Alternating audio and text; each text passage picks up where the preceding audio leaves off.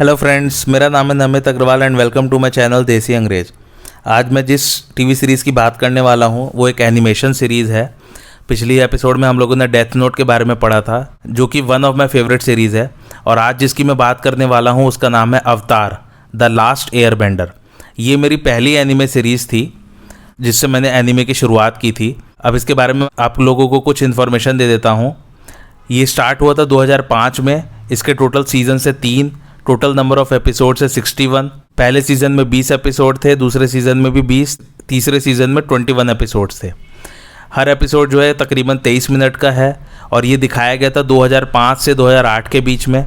इसे क्रिएट किया है माइकल डांटे डी मार्टिनो ने एंड ब्रायन कोनियस्को ने, और इसके हेड राइटर थे एरन एहसास। ये निकलोडियन नेटवर्क पे दिखाया गया था और इसका जॉनर है एनिमेशन, एक्शन, फैंटेसी, एडवेंचर। ये सब इन्फॉर्मेशन आपको IMDb पर मिल जाएगी, लिंक मैंने डिस्क्रिप्शन में डाल दिया है। और जल्दी से मेरे चैनल को सब्सक्राइब कर लीजिए ताकि आप लोग जितने भी मैं रिव्यूज़ कर रहा हूँ उसे देख सके और आने वाले रिव्यूज़ का भी नोटिफिकेशन आप लोग को मिल सके। अब अगर मैं इसके डिस्क्रिप्शन की बात करूँ तो ये सीरीज़ है एक लड़के के बारे में जो एक युद्ध भरे विश्व में अपनी डेस्टिनी एज एन अवतार फुलफिल करता है और दुनिया में शांति लाने की कोशिश करता है। तो इसका थीम ये है कि दुनिया में 4 बेसिक एलिमेंट्स माने जाते हैं जिससे सारी सृष्टि बनी हुई है, और वो है air, earth, fire and water. Hindi में कहे तो हवा, धरती, आग और पानी। इसी के बेस पर दुनिया में 4 नेशन या यूँ कह लीजिए देश दिखाए गए हैं इस सीरीज़ में, और हर किसी के पास किसी एक एलिमेंट को बेंड करने की या यूँ कह लीजिए उसे अपनी इच्छानुसार इस्तेमाल करने की शक्ति है। तो जैसे अगर कोई वाटर एलिमेंट अपने हिसाब से बेंड कर सकता है तो फिर वो वाटर नेशन का सिटीज़न हुआ, और ऐसे ही बाकी सभी नेशंस में है। ये बेंडिंग का कंसेप्ट चाइनीज़ मार्शल आर्ट से इंस्पायर्ड है। अब अवतार के बारे में बताता हूँ क्या है कि इन सब में एक्चुअली एक इंडिविजुअल है जो चारों एलिमेंट्स को बेंड कर सकता है, उसे कहते हैं अवतार। तो अब आप समझ ही गए होंगे कि क्यों इस सीरीज़ का नाम अवतार है। तो ये तो हो गया कंसेप्ट के बारे में। अब अगर कहानी की बात करूँ तो एक 12 साल का लड़का दिखाया है इसमें जिसका नाम है एंग। यही वर्तमान अवतार है और ये अपने फ्रेंड्स सोक्का, कटारा और टॉफ के साथ मिलकर फायर नेशन के द्वारा शुरू किया गया युद्ध खत्म करना चाहता है। दरअसल जैसे आज के समय में कुछ देश हर देश पर कब्जा करके उसे अपनी टेरिटरी में लाना चाहते हैं, वही कहानी इसमें भी दिखाई गई है। तो इसमें फायर नेशन बाकी नेशंस के साथ युद्ध छेड़ देता है ताकि सब उसके गुलाम बन के रहें। इसमें मेजर विलेन फायर नेशन का किंग है और उसके बेटे प्रिंस ज़ूको को फायर नेशन से निकाल दिया जाता है। क्यों निकाल दिया जाता है उसके लिए आपको टीवी सीरीज़ देखनी पड़ेगी। और वो अपना ऑनर रिस्टोर करना चाहता है एंग को पकड़ के। उसके जो साथी हैं इसमें वो है उसके अंकल इरो और उसकी बहन अजूला। 4 किंगडम्स के नाम है water tribes, earth kingdom, fire nation and air nomads. जैसा कि मैंने आप लोगों को बताया कि इसमें बेसिक थीम जो है वो 4 एलिमेंट्स की है जिसके बेस पे 4 नेशंस हैं और सब में उसी हिसाब से सिटीजन है जिसके पास जो जो शक्तियां हैं। और बेंडर्स को कहते हैं water bender, air bender, fire bender and earth bender. और ये लोग जो हैं एलिमेंट्स को बेंड कर सकते हैं अपनी विल से। तो बेसिकली अवतार का काम होता है एज अ मीडिएटर वर्क करना चारों नेशंस के बीच। उसे ग्लोबल पीस कीपर बताया गया है सीरीज़ में, और वो सभी एलिमेंट्स को मास्टर करने के लिए सभी नेशंस का टूर करते हैं और वहाँ वो हर एलिमेंट को बेंड करना सीखते हैं और उसे मास्टर करते हैं। अब आप बोलेंगे कि ऐसा तो फिर हर कोई कर सकता है, तो नहीं, ऐसा कंसेप्ट नहीं है इसमें अवतार के पास 4 एलिमेंट्स को बेंड करने की स्पेशल एबिलिटी होती है जो सब में नहीं होती। बाकी सब लोग सिर्फ एक ही बेंड कर सकते हैं, और जब अवतार मर जाता है तो उसकी स्पिरिट नई बॉडी में चली जाती है और अवतार इस ऑर्डर में री इनकारनेट होता है या फिर से जन्म लेता है। सबसे पहले वो जन्म लेगा अवतार फायर नेशन में, उसके बाद अगर वो मर गया तो वो जन्म लेगा एयर नेशन में, उसके बाद फिर मरने के बाद वो वाटर में जन्म लेगा और उसके बाद अर्थ में। ये एक सीक्वेंस है जो हमेशा चलता रहता है। अवतार अपनी सभी पावर्स या एलिमेंट्स को यूज़ करने के लिए एक पर्टिकुलर स्टेट में जाता है जिसे कहते हैं अवतार स्टेट। तभी वो मोस्ट पावरफुल होते हैं, और अगर अवतार कभी भी उस स्टेट में मारा गया तो फिर अगला अवतार का कभी भी जन्म नहीं होगा और अवतार फिर इस दुनिया में रहेंगे ही नहीं। एक छोटा सा इनिशियल कहानी और बता देता हूँ आप लोगों को।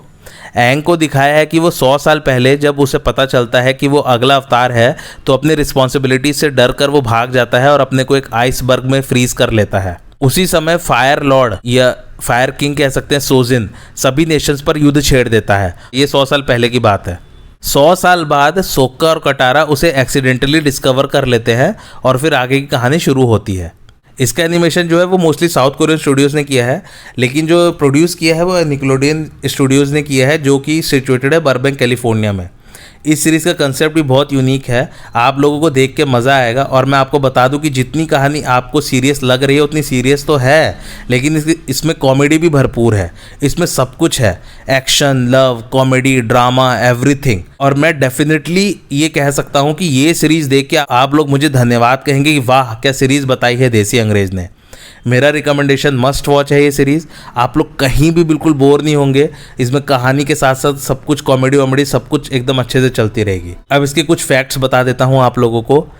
पहला फैक्ट यह है कि ज़ूको का कैरेक्टर सबसे आखिरी में लिखा गया था। पहले फायर लॉर्ड ही मेन एंटागोनिस्ट थे, या कह सकते हैं विलेन थे, लेकिन फिर राइटर्स को लगा कि वो अपने थ्रोन पे बैठ के या अपनी राजगद्दी पे बैठ के एंग को ज़्यादा नुकसान नहीं पहुंचा पाएंगे, इसलिए फिर उनके बेटे ज़ूको का कैरेक्टर लिखा गया।